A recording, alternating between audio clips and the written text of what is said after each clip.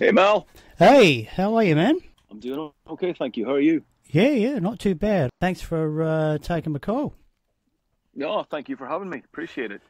I like the album, by the way. Thank you. Thank you very much. We'll get to that in just a moment. I just want to pin you down on a couple of things, if I can, that sort of Sure. led us to where we are. And that is the phone call, if it was indeed a phone call, that led you to singing with Lizzy. How did it come about, and what went through your mind? It was a phone call from Scott Gorham in January 2010. It's obviously a date I'll never forget. Yeah. I've known Scott for a long, long time. Scott and I have been friends for over 30 years. Right. And, Scott actually played guitar on my very first solo record way back in 2003 called Tattoos and Alibis. So Scott knew me as an artist. Obviously, he was aware of the Almighty, and we'd been mates. So he called me, and it wasn't like he was calling me out of the blue, because now and again we would call each other and just, touch base. So I just thought, Scott, great, Scott's calling me. I haven't heard from him in a while. I wonder what's going on. So we obviously do the pleasantries thing, and then he just goes, I'm putting Thin Lizzy back together. I think you're the guy to front the band. And, I immediately said yes, straight away. And then I listened to what Scott's ideas were for putting the band back together and how he wanted to present the whole thing. And then, I put the phone down, and then it was, okay, what have I just agreed to do here? How the hell am I going to do this? Can I do this? Will anybody? I'll be crucified. All that stuff just hit me like a ton of bricks. And there was two people that I turned to straight away after I got the call, who if they said to me, nope, you shouldn't be doing this, you shouldn't go near it, I would have taken their advice. And one of them was my wife, and she said, you should absolutely do this. And the other one was a guy called Dale James. Now, Dale works for Guns N' Roses. He's been working for Guns N' Roses since the beginning. He's a confident with Axl. I've actually written some songs with Dale. He's just a great guy. He is a Lizzy fanatic, and he's like, absolutely, you should do it. And that was it. But the beauty of it was, Mal, that from that phone call, we then went to London and had a rehearsal, and Scott basically said, look, unless you really suck, it's yours to lose. You're not auditioning here. The gig is yours. So unless we go into this rehearsal and you're bloody terrible, don't worry about it. So we went into rehearsal, and obviously being the Lizzy fanatic that I am, I seemed to do okay. And, the guys seemed happy. So the gig was mine. And then we had about 8 or 9 months till the first Lizzy show. And so I was able just to submerge myself in everything, Phil, for 9 months, and just get in my head how I wanted to present it, how I was going to do it, how I learn everything, and just kind of get all my ducks in a row before the first show. Yeah, I mean, incredible. It's still incredible, and it's still unreal. It's still, it'll never really sink in, it never will. I don't want it to, and it shouldn't, No, exactly right. Now, the transformation over to Black Star Riders, couldn't imagine what it would have been like to be in your shoes in that time, releasing new material, basically, which you've written as the same band that you were touring Thin Lizzy with, but not releasing it as Thin Lizzy. What's your view from the inside, if you like? Was the scrutiny going to be like out of control? Yeah, my head was wrecked. It was already a huge undertaking, just singing Phil and the boys' songs and doing them live, and the sense of enormity and importance that just comes with that. But then again, going a step further and actually recording an album without Phil was weird. I mean, my head was wrecked, to be honest with you. It was really wrecked, because we'd written these great songs, and my head's going, killer, you're going to be on a Thin Lizzy album, you're going to be Ricky Warwick, blah blah blah, new Thin Lizzy album, down in history. And my heart's going, what the F are you doing? What's wrong with you? You're pushing this too far. This is sacred, hallowed ground. This is Phil. This is your boy. This is a boy you grew up with in the band you grew up with in Ireland, the soundtrack of your life. Yeah. It's one thing playing those songs live. It's another thing writing new material and And that was going on. That conflict was going on. And the way I look at it, my gut's never wrong. I trust my gut all the time. And if I've, that feeling you get when you agree to something and your gut's, screaming at you, what have you just said yes? Why have you agreed to it? I had that going on the whole time. So I knew that it was a mistake. But you're going with the flow because the band was doing so well live and the shows were doing so well. And everybody was, was excited about the new songs. And then I could sense that feeling wasn't just me, it was everybody else, and I think finally somebody just said, what are we doing? And it was like, oh God, thank God you said that, because this is what we were all thinking. And it was, the relief was huge. It was the best decision. I would honestly, I'm so glad we never recorded stuff without Phil, because it's wrong to record without Phil. It's just not right. It's just not right. I say this in every interview, and no different, Mal. I'm not the lead singer of Thin Lizzy. Phil Lynot's the lead singer of Thin Lizzy. He always will be. He always is. That's who is the lead singer of Thin Lizzy. I'm just looking after the songs. And I've been given that opportunity, which I'm universally grateful for, like you wouldn't believe. But I'm not the lead singer. It's Phil. And that's the way people should remember it and view it, and the way they should see it going into the future.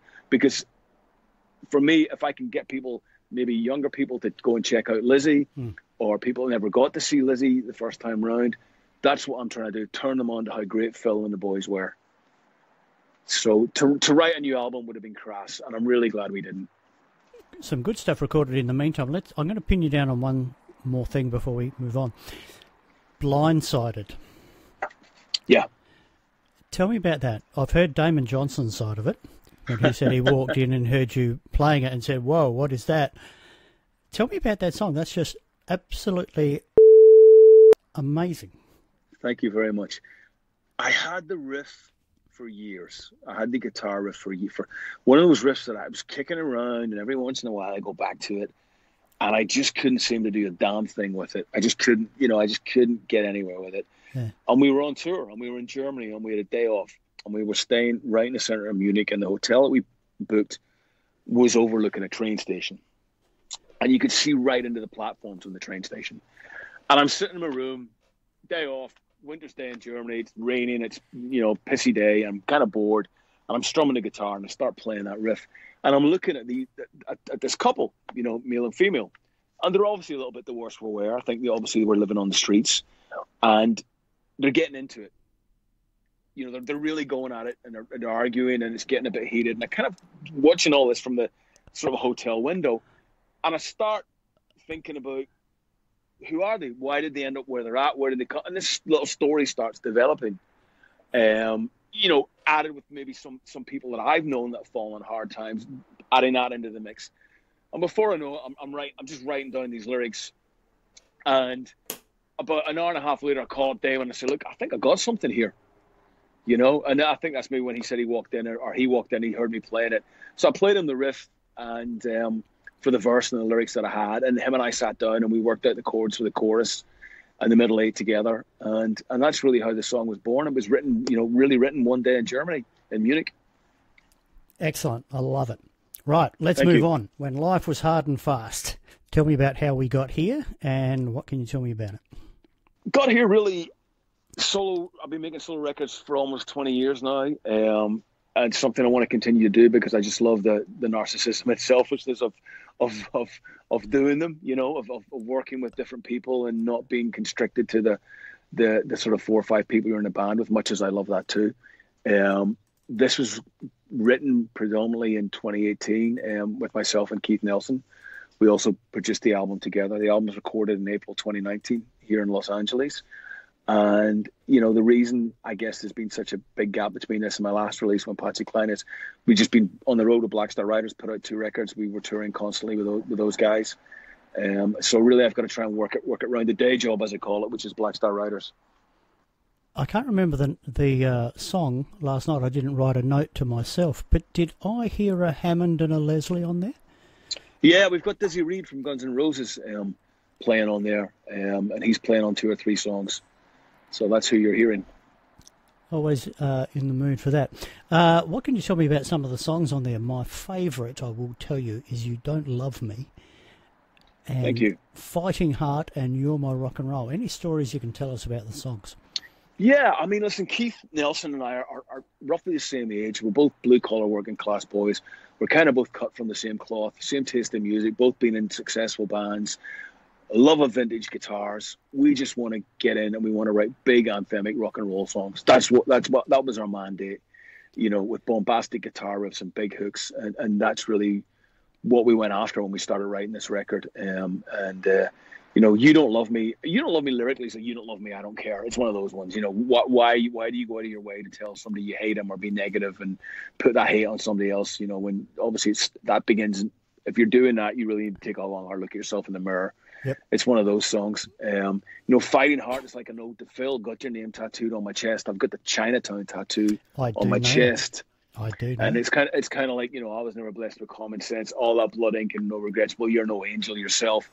That's me. That's a little bit of a nod to Phil going, you inspired me. You inspired me to live this outlaw life of rock and roll for the last 30 years. Thank you. And you inspired me to be strong and not give up.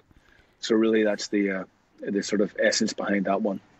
COVID impacted, or did COVID help it along? No, COVID had absolutely nothing to do with it. It was recorded, finished, like I said, in April 2019.